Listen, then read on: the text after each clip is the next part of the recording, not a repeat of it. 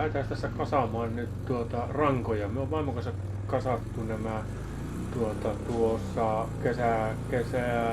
heinäkuun alussa ja sitten minä läksin tässä sitten kasaamaan nämä tuohon tien talaanipaikan varteen. Niin tässä on muutama tuokiokuva siitä, että mukavahan se on rälläällä tuolla mönkijällä. Semmoinen Polaris on mulla 500 heppanen. Ja sillä me nyt ajelen siellä metässä. Siellä kun oma mehtä on pien 5 hehtaarin palsta, niin siellä saa nyt rällätä miten haluaa. Että näillä mennään.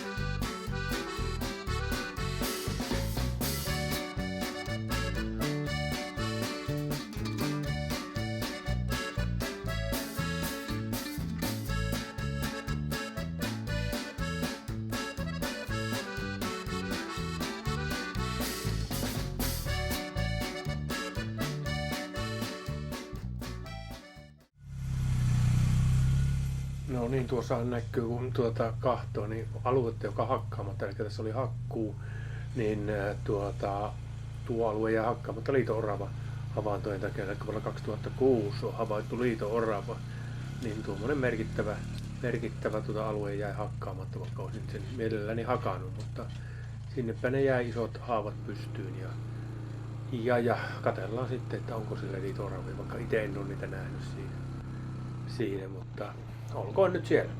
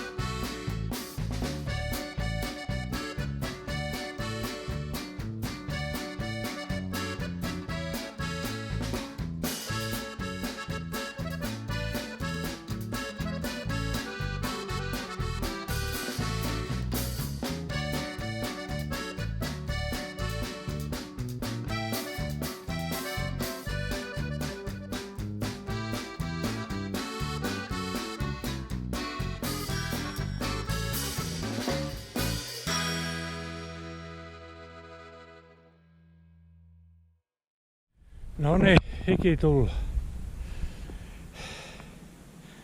Joo, autolla kun ajoin tähän, niin 17 näyttö mittari, mutta kyllä tää tässä lämpiää kun ei tuule.